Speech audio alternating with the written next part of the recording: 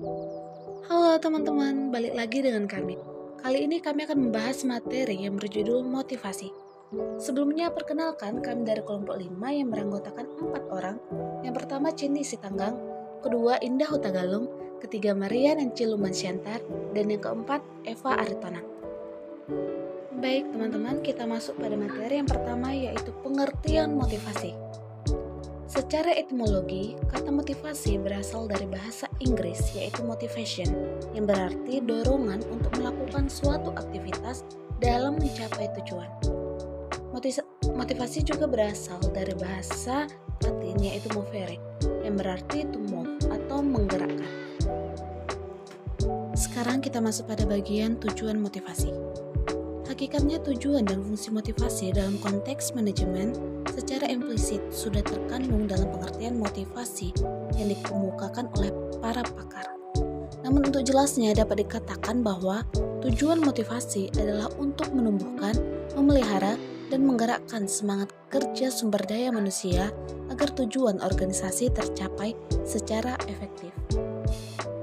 Oleh karena itu, Daniel Katz dan Robert Kahn dalam Hansel 1996 pasal 193 menyarankan tentang teknik memotivasi yang efektif, yaitu yang pertama organisasi harus dapat membuat orang tertarik.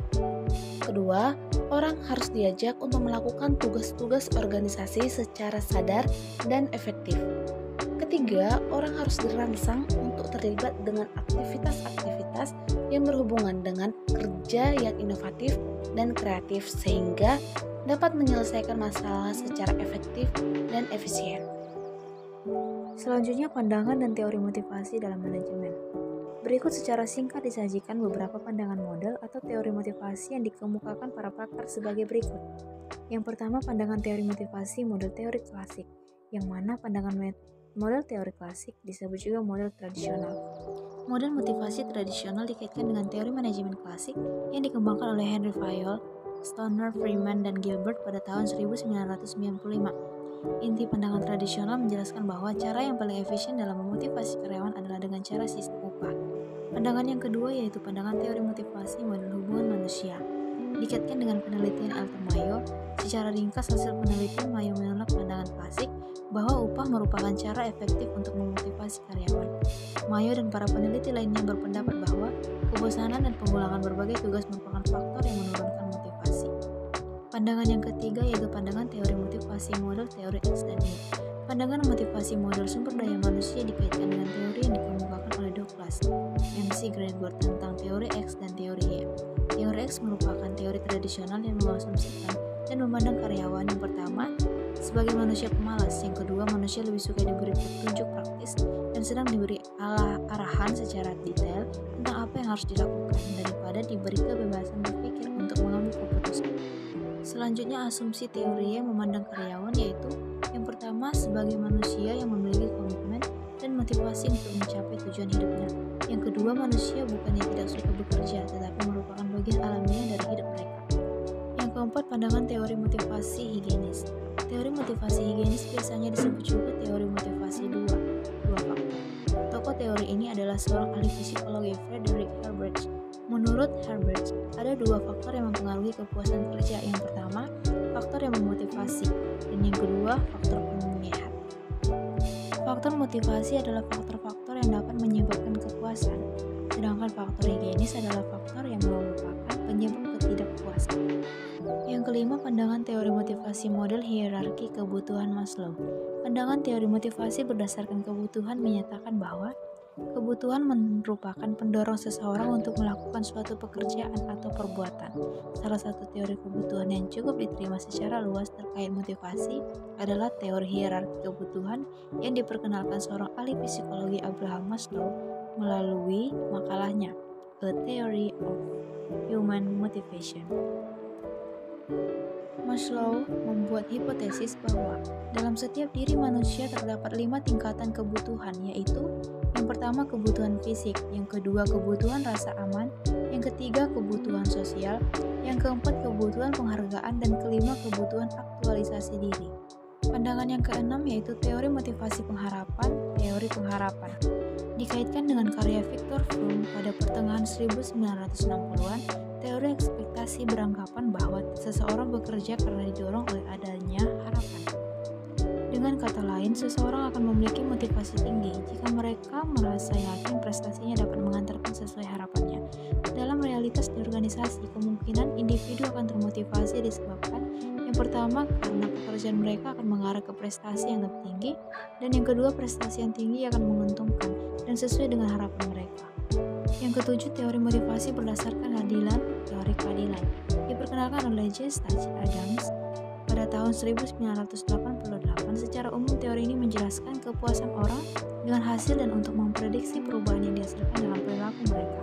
Teori keadilan beranggapan bahwa motivasi terkait dengan kesetaraan yang dirasakan, yaitu antara upaya seseorang melakukan pekerjaan dan apa yang dia terima sebagai imbalan, terutama dibandingkan dengan orang lain di posisi yang sama.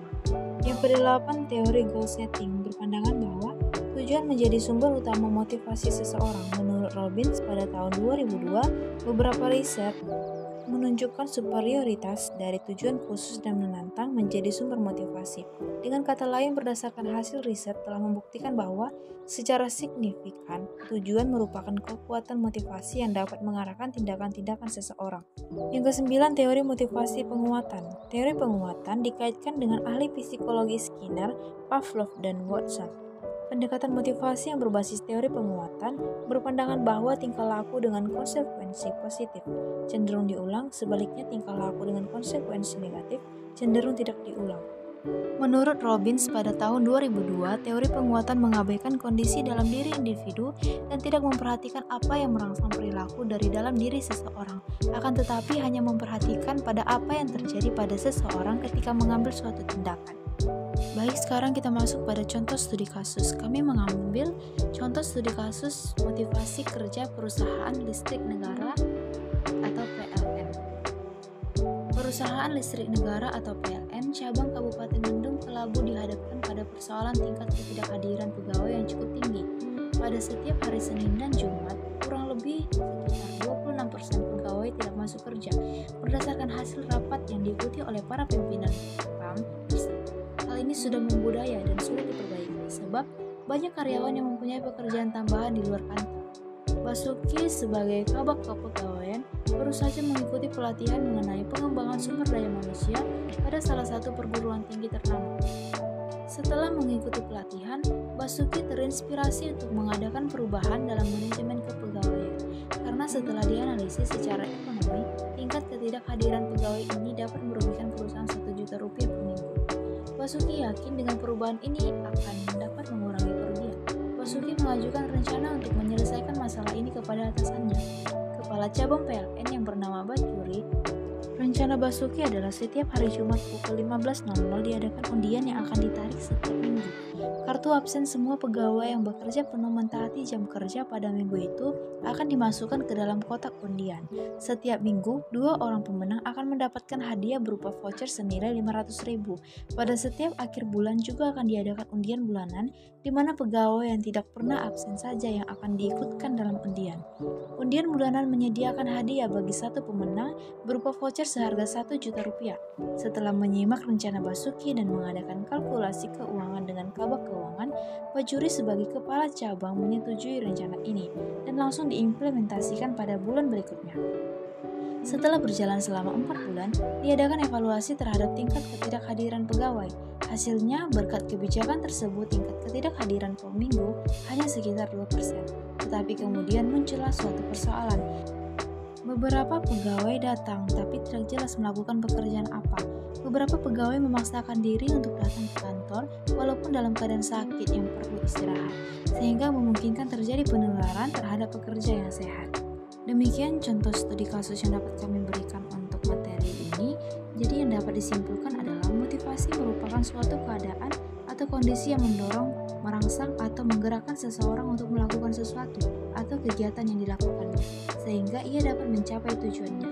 Dalam suatu penerapan perilaku organisasi, pembahasan tentang motivasi dalam organisasi memang sangat penting dalam kajian perilaku organisasi, karena setiap personil atau pegawai pasti memerlukan suatu motivasi baik dari dalam diri maupun dari orang lain. Untuk itu, apabila seseorang sudah terdorong atau termotivasi, maka kinerja seseorang itu akan meningkat, sehingga akan mempercepat proses penyelesaian tugasnya dalam bekerja. Baiklah teman-teman, sekian dulu video pembelajaran dari kelompok kami. Kami ucapkan terima kasih.